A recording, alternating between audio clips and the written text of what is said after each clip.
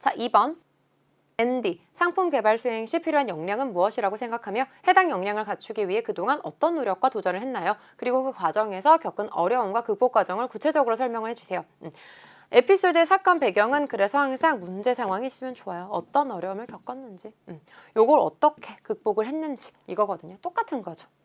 그리고 어려움과 극복 과정이 바로 이거죠. 이 어려움을 내가 왜 자처해서 맡았으며 이거를 그래서 어떤 나만의 노하우로 해결을 했는지 결과는 해피니까 요거 그대로 쓰시면 돼요. 그쵸? 근데 포인트를 잡으실 때 일단 직무에 필요한 포인트인 거죠. 그래서 이 개발, MD 개발 직무 수행 시 가장 필요한 역량.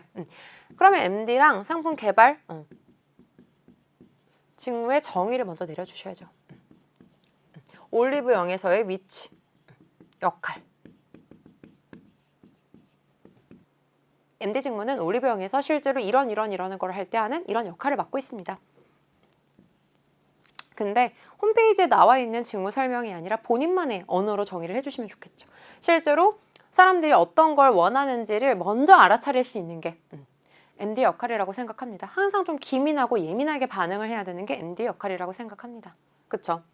자, 그랬을 때 그걸 하기 위해서 가장 필요한 역량은 뭐 섬세함입니다. 다른 사람에 대한 관심입니다. 혹은 남들과는 다른 어떤 창의성, 다른 관점을 적용하는 창의성 능력입니다. 그쵸? 나는 그래서 좀 트렌드를 파악하는 능력,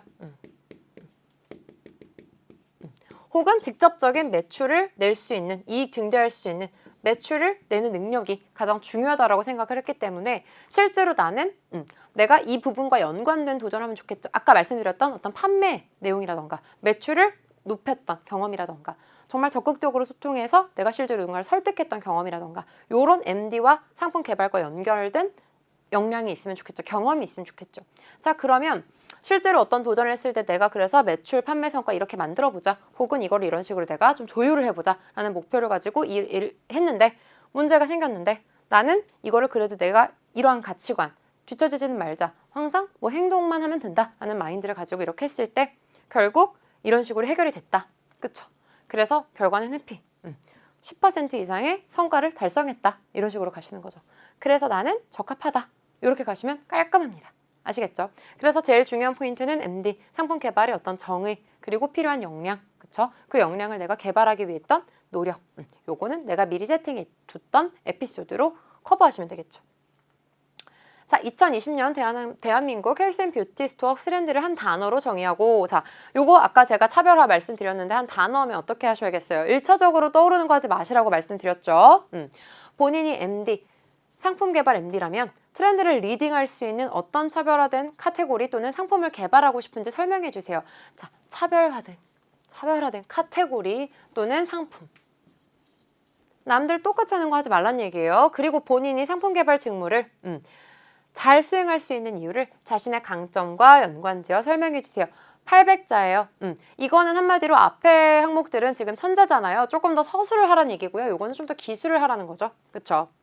자, 소비 트렌드를 먼저 체크를 해주셔야 되겠죠. 근데 그리고 이걸 H&B에 적용을 해야 되겠죠. 제일 많이 하는 게 뭐 실제로 뭐 저출산 그리고 뭐 고령화, 실제로 2020년도에는 뭐 실제로 뭐 베이비 부머 세대들이 고령화 사회로 진입을 했고 2026년도에는 초고령화 사회가 될 것이다. 그리고 인구가 2020 몇 년에는 뭐 20대 인구와 70대 인구가 동일해질 것이다. 그만큼 고령화가 시작되고 있기 때문에 헬스앤뷰티 스토어는 결국에는 58세대를 끌어들일 수 있는 거.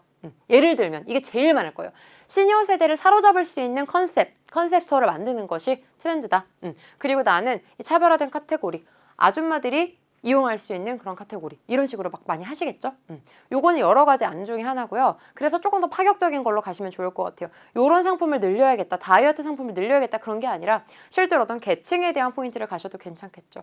혹은 58세대를 노릴 때 사실 제일 주요 소비 계층이니까 요런 소비 트렌드로 갈 때 58세대, 특히나 이제 아저씨들, 그쵸? 은퇴한 세대, 은퇴 세대들을 공략할 수 있는 방법 중에는 어머님들도 있지만 아버님들도 있다. 그분들을 공략할 필요가 있는 것 같다. 생각보다 그분들은 이렇게 골프샵을 이용할 때도 이렇게까지 구매율을 높이 가지고 있는 경향을 나는 받기 때문에 그분들을 공략할 필요가 있다고 생각을 한다. 은퇴세대. 실제로 증권이나 다른 쪽도 결국 그 은퇴세대에 주목을 하고 있기 때문에 우리도 그래야 한다고 생각한다. 트렌드는 결국에는 한 단어로 정의를 할 때 58세대 뭐 이런 식으로 갈 수 있겠죠. 은퇴세대 공략. 레드오션. 레드오션을 넘어 조금 더 블루오션으로 가는 거죠. 시니어 공략 이런 식으로 갈 수도 있는 거겠고요.